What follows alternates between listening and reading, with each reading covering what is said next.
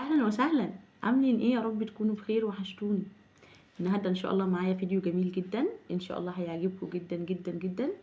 وهو على التحويش ان شاء الله على رمضان كده، يكون مع كل ست بيت كده ايه مبلغ كويس تعرف تجيب بيه خزين رمضان، تعرف تحوش منه.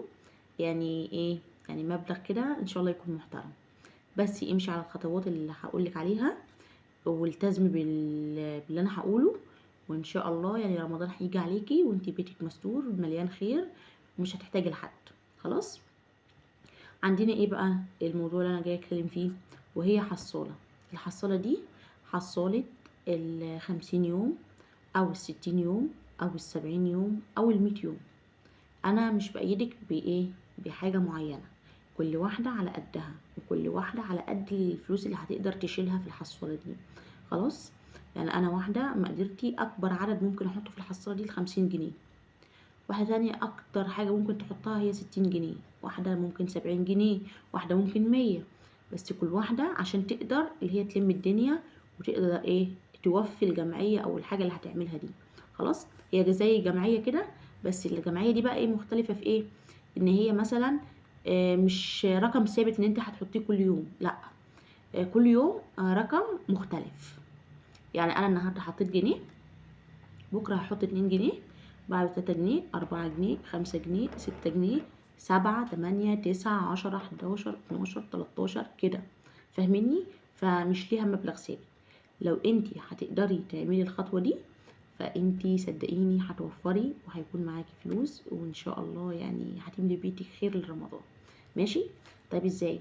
انا مثلا معايا هعمل حصالة ال50 يوم. انا ست على مقدرتي ان انا اعمل 50 يوم فقط. ماشي. فانا بجيب برطمان، او بجيب لو عندي حصالة فاضية، وبجيب ورقة. انا عندي الكشكول انا عاملاه هنا اهو. اهو شايفينه؟ انا مرقماه من اول واحد لحد ايه، لحد 70. ماشي. واجيب الكشكول ده بقى اعمل فيه ايه بقى؟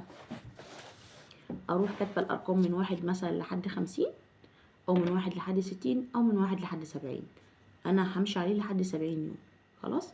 اللي هو قبل رمضان ان شاء الله، ويكون ايه جمعت المبلغ ده عشان اقدر اجيب بيه ايه خزين رمضان. اول حاجه يعني انا معايا جنيه، حاطط لي جنيه، معايا 5 حطيت ال5. اشوف المبلغ المتوفر معايا واروح حاطه لحد مثلا لما اوصل ل70. يعني لو في يوم معايا 70 جنيه وربنا فارجها عليا، واولادي مثلا حد بيديهم فلوس والكلام ده كله والدنيا حلوه، هروح واخداهم حطاهم. معايا 67 جنيه اروح حطهم.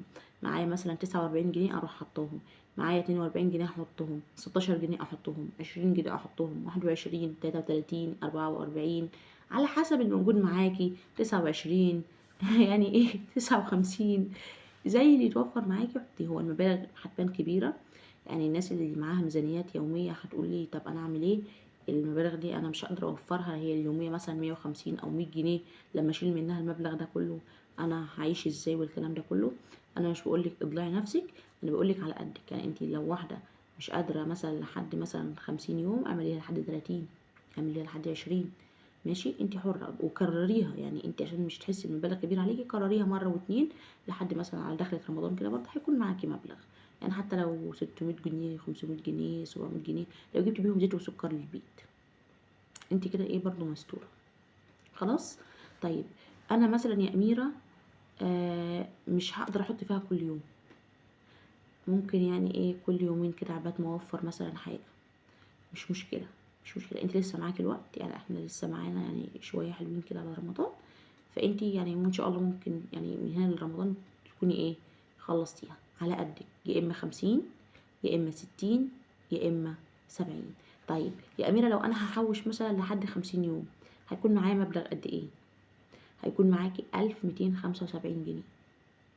بس لو التزمتي ومشيتي زي ما بقولك كده، اللي هو انت كل يوم لازم تحطي حاجة على حسب بقى. معاكي جنيه حطيه.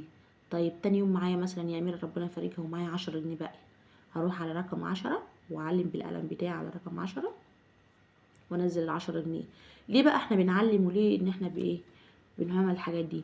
عشان انتي يعني تعرفي انتي حطيتي ايه وباقي ايه، وايه اللي ليكي وايه اللي عليكي. فاهماني؟ عشان إيه دي بتحكمك اكتر، اكتر من ان انتي كل يوم تحطي بالبركه كده وانت مش عارفه نفسك بتحطي ايه. مش عندي مانع لو انت بتحطي بالزياده، مش عندي مانع. بس بجد لو يعني عايزه تحوشي صح، وعايزه تعرفي انت بتعملي ايه، هو ده انت بتنزلي في الحصاله وبالقلم الرقم اللي انت عملتي قده بتروحي عامله عليه علامه ايه، علامه صح بالقلم ان انا ايه حاطط الرقم ده.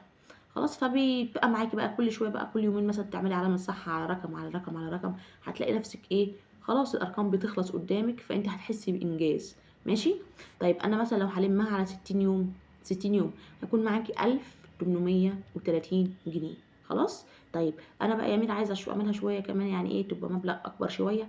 ال70 يوم اللي هو شهرين و10 ايام ده هيعمل معاكي 2485. ده مبلغ كويس جدا، بس لو هتقدري توفريه.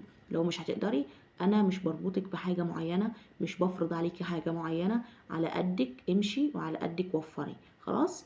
وان شاء الله يا رب الفيديو يكون عجبكم. انا الفيديو يعني انا مش عايزه اطول فيه عشان كله يستفاد منه. وان شاء الله اشوفكم على خير باذن الله في فيديو جديد. وشكرا من قلبي على كل واحده سالت عليا وكتبت لي كومنت وسالت عليا فيه. انا كان عندي شويه ظروف كده والحمد لله ان شاء الله راجعه معاكم بقوه. ربنا يخليكم ليا يا رب. والناس اللي كلمتني كتير على موضوع القناه يا جماعه، انا عامله فيديو تاني غير الفيديو اللي انتوا شفتوه. الفيديو اللي انتوا علقتوا لي عليه ده انا عامله فيديو تاني ازاي افتح قناه على اليوتيوب. وان شاء الله يعني اجيب لكم كل المعلومات اللي تفيدكم باذن الله في فيديو قريب واعمله لكم وافيدكم بيه. انا مش يعني مش متجاهله تعليقاتكم، بس انا عايزه الم لكم كل الحاجه عشان انا لما انصحكم النصيحه يعني لوجه الله، يعني انا ربنا يجازيني عليها خير. خلاص. فانا مش عايزه يعني ايه اديكم اي حاجه كده في الفاضي وخلاص، ان انا كل شويه اعمل فيديو ازاي وازاي وازاي تعملوا وازاي تسووا والكلام ده كله وانتم مش تستفادوا بيه، او ان انا يعني ايه اديكم معلومه مش يعني ايه مش صح زي ما بيقولوا. خلاص. فانا يعني انا مستنيه شويه بس لحد لما اجمع لكم كل اللي انا عملته، كل اللي انا غلطت فيه، كل اللي انا وقع مني وانا بعمل القناه دي، ايه الحاجات اللي اخرتني، ايه الحاجات اللي رفعت معايا، الكلام ده كله. فانا مش ناسياكم.